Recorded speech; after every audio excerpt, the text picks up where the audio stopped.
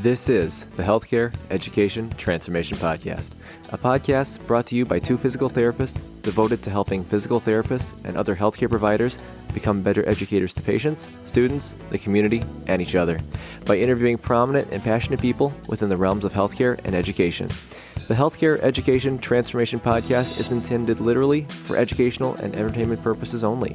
No clinical decision making should be based on only one source, and therefore this podcast should not be used as personal medical advice. While care has been taken to ensure accuracy, occasionally mistakes and factual errors can be present, as we are only human. This is our journey on the road to becoming better educators, so get ready with your pen and paper as class is about to begin. Hey everybody, and welcome to another episode of the Healthcare Education Transformation Podcast. I'm Brandon Powen, and of course, as always, I am joined by my co-host, F. Scott Veal. And today we have the extreme pleasure of having one of the best PTs that I currently know. And I've been so blessed to work alongside him and learn from him in clinic as we both currently work together at the Virginia Center for Spine and Sports Therapy in Midlothian, Virginia. I'd also like to give a shout out to everyone at our VCSST team for the amazing work that everyone does every day. Now, for those of you who don't know a little bit about our guest, we have the pleasure of welcoming Dr. Andrew Rothschild. Now, for those of you who don't know who he is a 2006 graduate of VCU's Medical College of Virginia with his doctorate in physical therapy. He has been a physical therapist for 9 years, working in a variety of outpatient orthopedic clinical settings. He became a board-certified orthopedic clinical specialist in 2008 and received his manual therapy certification from the Ola Grimsby Institute in 2010. He went on to complete manual therapy residency and fellowship training through the Ola Grimsby Institute in 2011 and 2012, and became a fellow of the American Academy of Orthopedic Manual Physical Therapists in 2013. He has served as adjunct faculty and guest lecturer in the Department of Physical Therapy at Virginia Commonwealth University, VCU, and has also provided lectures at the University of Tennessee Medical Center in Memphis, Tennessee. And he has extensive training in spinal manipulation and dry needling and has served as a clinical mentor not only for students in PT school, but for physical therapists working towards their manual therapy fellowship. He is currently teaching for the Institute of Advanced Musculoskeletal Treatments, and he is a contributor to the Modern Manual Therapy blog. For fun, he also is a former college soccer player, and he also has a bachelor's in geography. But now, Andrew, first and foremost, thanks so much for all that you've done for the profession, for all of the students and clinicians that you have mentored. As you know, you're one of the best in the business that I've met. And, you know, of course, I realize that I kept your bio pretty brief here, man. But, you know, was there anything that you'd like our audience to know about you that I didn't mention in this brief intro? First of all, if I'm one of the best you've met, you've got to go meet some more physical therapists. We'll start with that. But I think one other thing about me, I guess, that does serve from a clinical standpoint is just having gone through my own experience with surgery, rehab, and some persistent pain, having had spondylolisthesis and L4-5 fusion in 2000, so almost 17 years ago. And that's kind of what got me interested initially in physical therapy as a profession, and then dealing with my own bouts of persistent pain over the past 17 years kind of got me more interested in the persistent pain realm of things. Yeah, that's awesome, Andrew. I love hearing those stories about what turned people on to physical therapy. And more often than not, it's people have had to go through the rehab themselves. So kudos to you, man. I love it. Andrew, what made you decide to pursue a residency fellowship, and what specifically was it about the Ola Grimsby Orthopedic Residency and Fellowship Program that made you decide to apply there? And what did the overall cost of that program look like?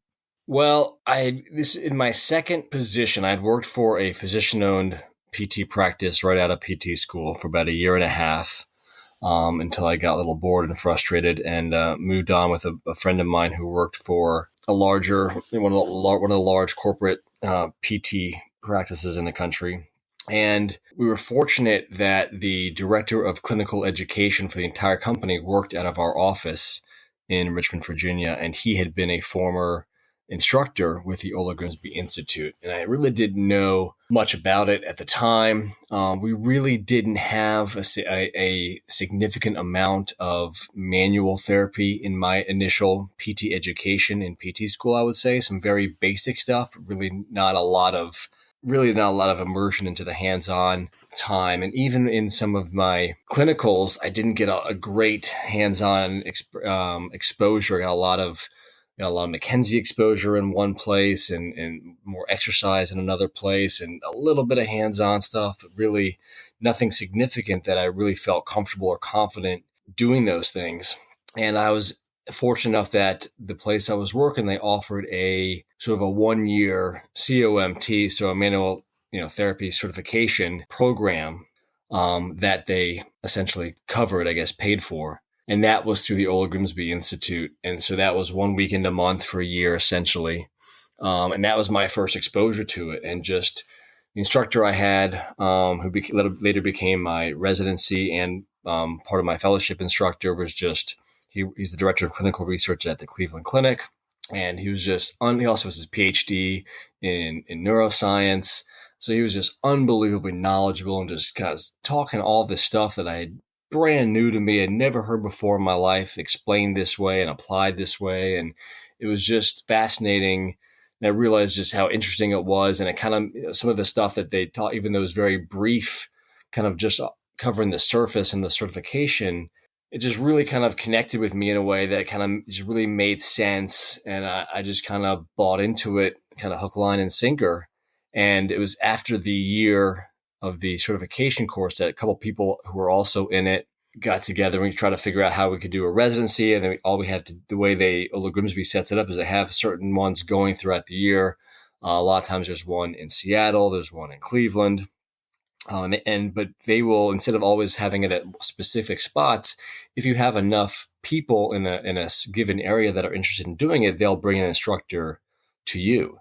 So we were able to get enough people who were interested in doing it, because the certification course was in Northern Virginia, but we agreed because a couple of people were from North Carolina. We ended up having it in Richmond, actually, so it was very convenient for me. We did all the coursework, the weekend lectures in Richmond, and then we had to do our one-on-one mentorship with a fellow or instructor through the Institute in different parts of the country. So it just worked out that way. We had enough people to do it. And that was just that exposure was kind of what got us interested in doing a residency. And then again, those of us who did the residency, there's enough of us who wanted to do the fellowship, and we kind of just kept that going the next year. Awesome. And I think, the perspective and the story that you bring up, especially with, kind of realizing and self-assessing and seeing how your program was and what are some of the strengths and limitations behind it. And then, kind of being exposed to kind of that next level through this can definitely make those continuing education and programs definitely seem to be an attractive option. And, Andrew, I'm kind of curious here. What are some questions that you, as a potential residency fellowship applicant, asked yourself to see if doing a residency fellowship was right for you? I didn't think a lot of it at the time, other than I knew that there was a lot I didn't know. I had been working about 4 years, I guess, before I did the residency. And I knew that there was so much that I didn't know. I'd taken a bunch of, weekend courses. I'd done McKenzie A and B. I had done some other, a foot ankle course here and a shoulder course there, and just sort of these piecemeal courses that kind of help a little bit. You learn some things, you learn a couple applications, you learn a couple techniques. But I just really felt that I know I didn't know enough. I didn't know what I didn't know. And it was that frustration of when patients weren't getting better. Was it because I didn't know something? And I wasn't sure at the time even how to go about doing more. I mean, I studied for the OCS exam and passed it after only being a clinician for a year and a half. But that didn't make me feel like I still knew any. I knew how to take a test well, but I didn't really still feel like a really skilled, knowledgeable clinician. And I wasn't sure where to get that information. And this is also now going back, 8 years, in that before really Twitter, before really these social media platforms, now that we have so much access to a variety of people and information. It was like, this is when the iPhone first just came out. And so I wasn't really sure how to go about doing it, but then I had it right in front of me doing this certification program, all this information that was just new and exciting and made sense, and I could see it, and it made sense logically. I could see how it applied, and it was really putting some of these pieces together So I didn't even really ask so much questions other than how much was it going to cost and when could we start? And, you talked a little bit about buying in, and the pun somewhat intended. What was the cost on that?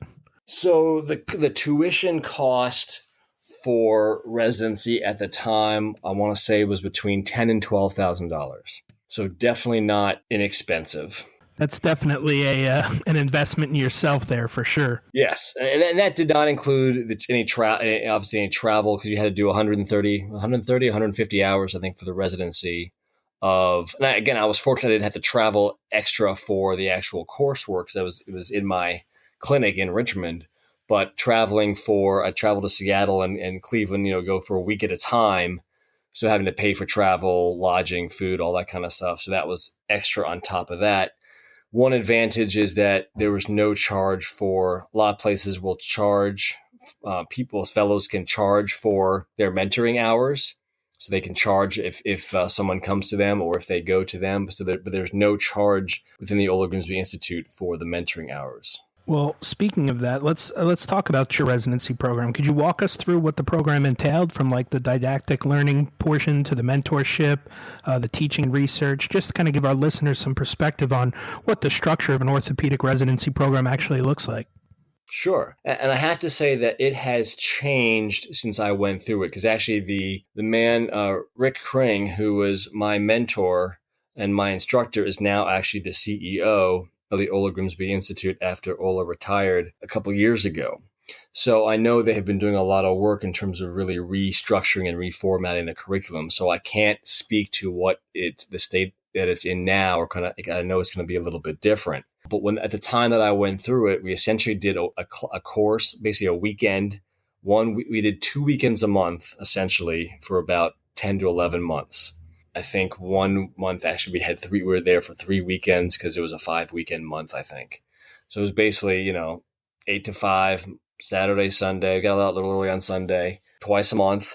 Didactic just covered, basically, we went through all the different body regions, talking about anatomy, biomechanics, physiology, research into some of these things, learn techniques, learn variations of techniques.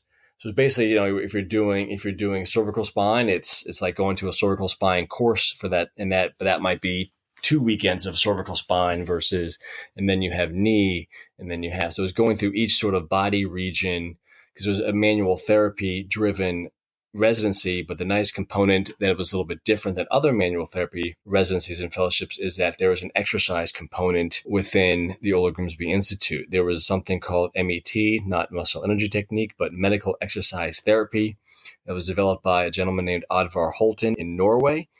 And there's something called the Holten curve. Some people might be familiar with it, because it is taught I did actually learn a little bit about that when I was in PT school. But that was adopted by the Ola Grimsby Institute and then sort of rebranded into what's called STEP, or Scientific Therapeutic Exercise Progression. So there's a very large exercise component as well. So it's not just the manual aspect of it and the manual clinical reasoning. There's also an exercise component too. So it makes it a little bit more of a comprehensive, or at the time, a little more of a comprehensive treatment program, not just only manual therapy driven. Gotcha. And, and Andrew, I know you kind of touched on the mentorship before with kind of those things. How many hours did you say you had to get? 130, 150? I think it was 150 for the residency and then 130 for the fellowship. And basically what you had to do is go find either an instructor within the institute, or someone who's a fellow, or someone who's willing, you could go outside as well, but the challenge was they don't necessarily know the curriculum, the information, what you're supposed to know, how, the techniques might be a little bit different. So they encourage you to do it with someone who'd gone through the program. And so I actually went out to Seattle for most of my time, other than spending a week with my instructor at the clinic in Cleveland. I went out to Seattle because there were a group of instructors who owned several clinics in the Seattle area. And one of them, Jim Rivard, is now the head of AAMT right now, American Academy. And so there's a lot of instructors and fellows who work in those clinics. So going there, I would basically work in the clinic 50 hours a week and just spend time with 2 or 3. We had a primary sort of instructor, then I would be able to spend time with another couple of guys just to get a couple of different perspectives on things. And basically, you're just with them in the clinic, and you're helping them treat patients, and they're asking you questions, and they're kind of just observing how you're doing things and giving you feedback and questioning you. And because they know that they kind of know the curriculum, so it's just really the practical application of what you're kind of learning in the didactic aspect of it, and then you're able to apply it in the clinic with an instructor. Right. So kind of getting that overall didactic knowledge, then working on the psychomotor aspect, but then working on it, the kind of the clinical reasoning component with actual application with, instructors and getting that real-time feedback. And, Andrew, did you have to do any like research within the residency or anything like that? So within the residency, it wasn't we did a literature review. So it wasn't necessarily independent research per se, but we did what was called a literature review, in that we chose a certain topic. We didn't do we didn't do necessarily like what would be a meta-analysis from a statistical standpoint, but really going through all the latest and greatest research on a certain topic and presenting it in a certain way. I had to write up a paper, present it. That was the main research part of things at the time. Gotcha. No, I think that was a good summary overall of the residency program. But of course, after we have the completion of the residency, then comes sitting and being eligible for the board certification exam. And, with that being said, Andrew, what are your thoughts on the material tested on the OCS exam in terms of real world applicability and relevance in clinical practice? So I'd done the OCS before doing the residency. So I already had that, and I had done that after a year and a half out of being out of PT school. So the residency doesn't prepare you at all for the OCS. And I did have a colleague who was trying to do both at the same time, and she didn't end up passing the OCS first time around because, again, the information is just totally separate. And she was told not to do that, but she was just kind of that personality, so went ahead and did it anyway. But it's my thoughts of it, if it's still any similar to the when I took it, however many years ago now, 9-10 years ago, it's not a good test. I mean, again, it's a multiple choice test. If it's going to be an orthopedic clinical residency, I feel like there should be some sort of lab practical component to it. But it's, the questions are very outdated. They're written in a way that a lot of times none of the answers are actually the correct answer. I was told I was able to find a prep course at the time, which at the time there was very, very few offered. And I was told, don't even look at research that's any more recent than 5 years, because the questions that are on the test are not going to be, because of the process of the question writing process, the questions aren't going to be updated with the more recent research. So I really came out of the test thinking it was a terrible exam, and really didn't do a good job of, I just don't think it's a good test. I don't think, like I said, if I can pass it after being a clinician for a year and a half or as little as I knew back then, I think that says enough that it's just not a really good test. That being said, I don't know I still don't understand what it gets you.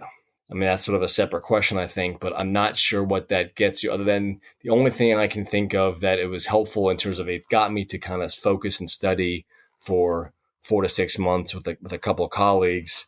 And I probably learned a bunch of extra things by forcing myself to study.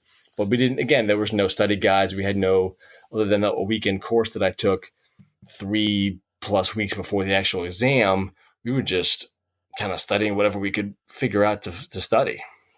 And it was just whatever other resources we could find, that's what we kind of played around with, not knowing what we were actually going to be, what kind of benefit it was going to provide for us. Yeah, Andrew, we hear that a lot with people involving the OCS, is that it's a little bit outdated. Getting those letters after your name doesn't necessarily mean anything. I think the one take-home message that we kind of hear throughout, though, is that the preparation and the study for it is really what makes you the better clinician. Now, again, back in the day when you took it, it wasn't necessarily as guided. I think nowadays there's a little bit more structure to how you can guide your studying. But how do you think the OCS then could maybe improve in order to help transition residents more appropriately to an evidence-based practice in this current day and age? I think the OCS, it has to be essentially like, if you do a residency, you don't get anything for it. For example, if your goal is to be a fellow in the American Academy, you have to do a fellowship. Now, to do a fellowship, not everybody, but most places require some sort of residency. Sometimes people accept the OCS as a residency equivalent, which it is in no way, in my opinion, even close to being a residency equivalent. But I think if you want to call someone a board certified orthopedic clinical specialist, they should at the very least have gone through a residency.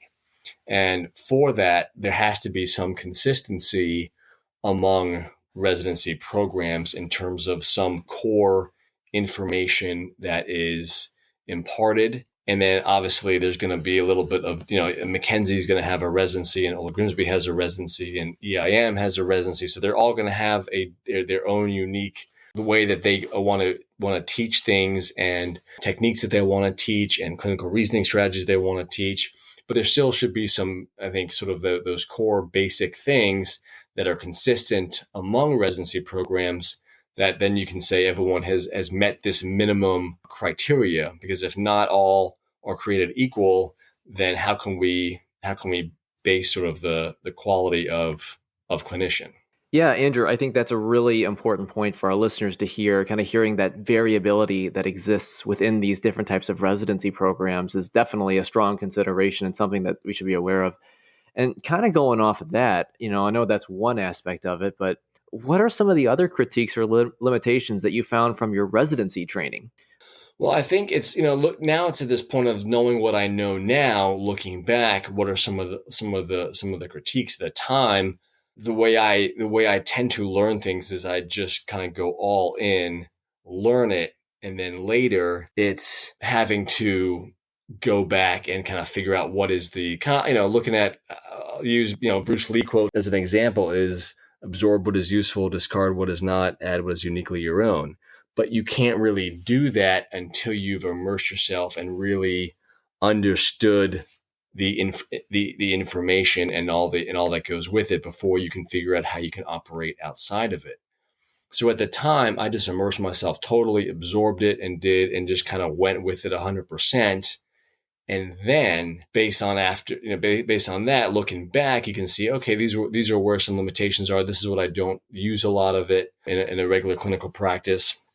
I think some of it is nice for ideal situations, not necessarily always for real world situations. It was definitely heavy in biomechanics, which I think is important to know because it's good to know the joint planes and the angles and these kinds of things in detail, because then once you really know it, you can also adapt to it for each individual patient. There wasn't a lot of pain science in the sense of what we kind of have learned about it over the past 5 years, but there was some introduction of dorsal horn inhibition, segmental facilitation, central sensitization, a neurophysiological basis for the development of certain situations, not purely a pathoanatomical basis. A lot of the research at the time that they emphasized within the Old Grimsby Institute was a little bit older research, not as much from a lot of the newer things. It had not been fully updated at the time, and it was some of the with the exercise component. A lot of it is really nice in the clinic, but it doesn't necessarily translate very easily to home exercises because it requires not a lot of equipment, but a little bit more of an elaborate kind of setup. And it's definitely not very user-friendly for a lot of people. Yeah, I love that take on it, Andrew. If you looked at this then from the perspective of you had to create the perfect roadmap for a residency or fellowship program, how would these critiques and limitations be addressed in that roadmap? So, I mean, it's hard because, just trying to imagine how much time it takes to set up an entire curriculum. It's not like you're not just making one course for the 1 weekend course. It's, you're creating a whole system, ideology, so to speak, approach. And you have to set that up for looking at a whole, 1 to 2 year kind of curriculum. So I can imagine that when you have things a certain way and a certain understanding, and you have established sort of a institution, you have established instructors who've been learning things a certain way, and then things are changing, and we see the pendulum swinging a lot these days, for better or worse, towards a lot more of the, for lack of a better word, pain science and the power of the brain and the nervous system, and moving away from a lot of pathoanatomical stuff, which I don't think we should necessarily move too far away from. But that's always the problem. Sometimes the pendulum swings a little bit too far in one direction, and we got to bring it back. But I think that it has to still employ, if it's going to be, for example, a manual therapy program, there's still the emphasis on manual therapy. I think there is something to be said for having good technique, good confident hands, knowing what you're doing, being very specific and rigid in terms of how you learn certain things, with also the understanding that not everything has to be actually performed in the clinic in a rigid and dogmatic way. There has to be freedom to make adjustments based on individual situations, whether it's a clinical situation or in certain characteristics within the patient. And also that the clinical reasoning aspect really needs to be emphasized even more so.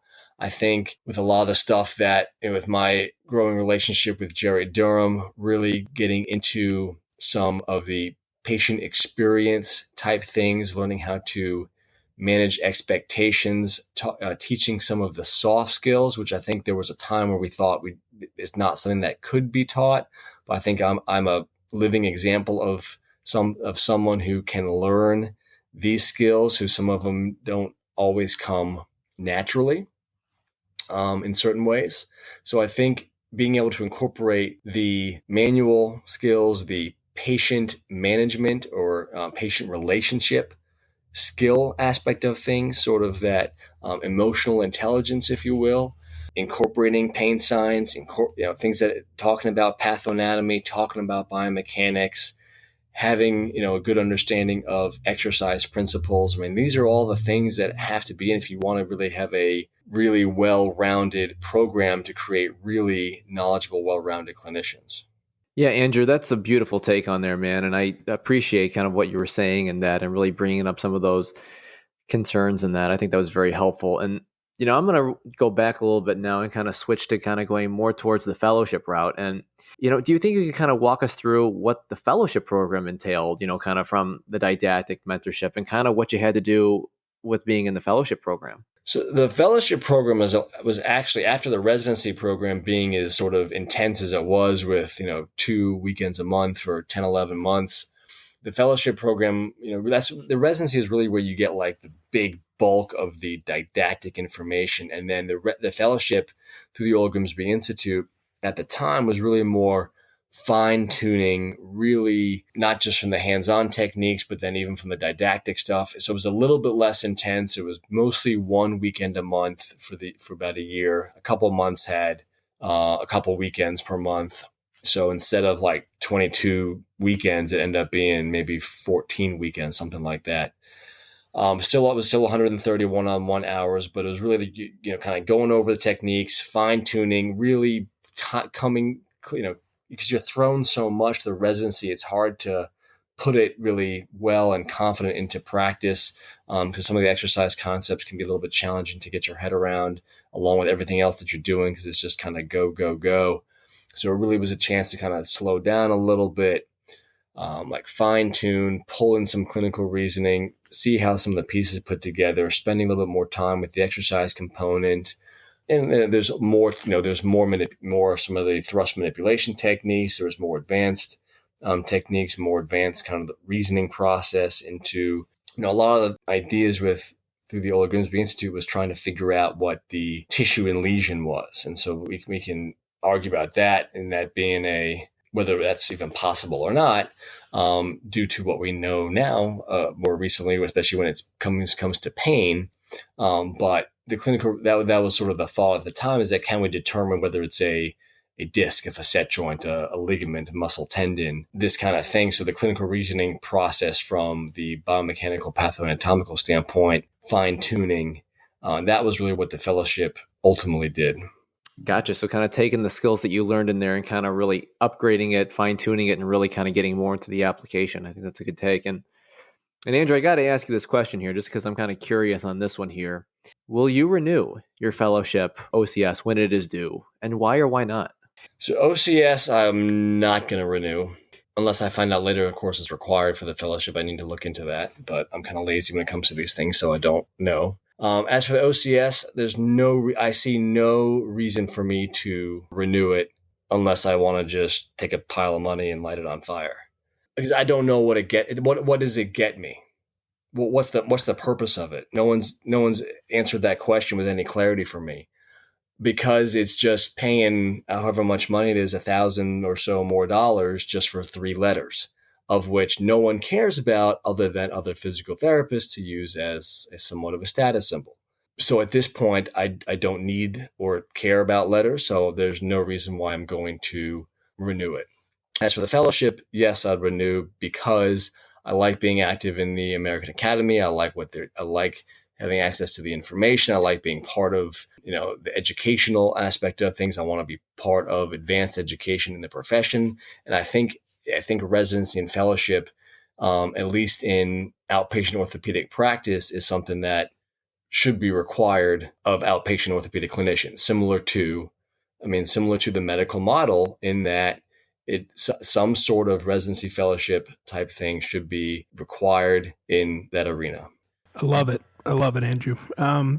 Thank you so much for taking the time to talk with us tonight and providing some great insight to our listeners on residency and fellowship.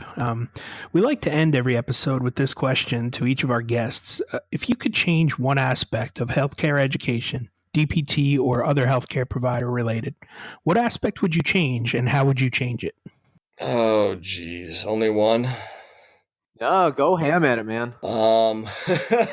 I think the entire curriculum of the DPT program has to change. And I kind of like what I'm seeing, what EIM is doing at South College, and it sounds like Baylor is starting to do with sort of the accelerated programs, in that if you want to still keep it a 3-year program, then almost like, you have sort of like your gen eds in undergrad, and you have sort of your gen ed, so to speak, in PT school for what is going to be, preparing you for the board exam.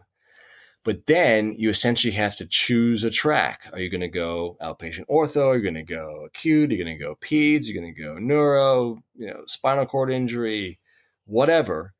You choose your track, and then that's where you spend that last year just immersed in. So if it's outpatient orthopedics, you're essentially spending a year immersed in outpatient orthopedics, and you're getting, you're really going even more in detail into the kinesiology, the biomechanics, the anatomy, pathophysiology, pain science, hands-on treatment, exercise, both didactically and spending time in clinics. And then you basically get a job, so to speak, but you're also doing your residency in that first year out of PT school, and that serves as your residency year, but you're still getting paid at that time, just not maybe a full salary. That's just sort of a 30,000 foot view of what I think would be a good model going forward. Yeah, no, I think that's a good point, Andrew. And it was interesting when we had Kathy Myrella on not too long ago, who was the head of the best practice and physical therapist clinical education task force, and how kind of what their suggestion in terms of that was kind of similar to what you said. And, and the big thing that she kind of mentioned that she wanted to really emphasize was that these transitions would not increase student debt. So they try to find some way to keep it kind of at least where it is at the minute, if they could. But the goal on there was to ultimately not increase any kind of student debt in any way, shape, or form. So I think that was interesting to hear. Well, I think that's huge because, the program's got to be, if you're going to keep it 3 years, you keep it 3 years. So it should not change the financial cost of the students unless, if you make it a shorter program, it should make it less expensive. But that way, being that it's not really a 4th year, you're still a 3-year program, but then you get a job working wherever you get a job, but you're making money, but you're also still doing a residency type program, and the way the financials work out would between you and your employer or the program that you're going it through. Yeah, no, absolutely, and I think that's a good take, man. And thanks so much again for coming on and for everything, Andrew. And where can our listeners find you online and on social media? So I'm on Twitter at @Rothschild PT, and also that's the same on Instagram. Those are the two best places, Instagram and pretty active on Twitter. And occasionally you can find me co-hosting the Healthcare Disruption podcast with Jerry Durham. Yeah, I love it. When's the next one coming out for that, man? Do you know? Excellent question. We'll have to talk to Jerry. There we go. We just got to go hassle Jerry Durham some more. Well, thank you again, man, for everything. And from all of us here, have a good night, everyone. Thank you.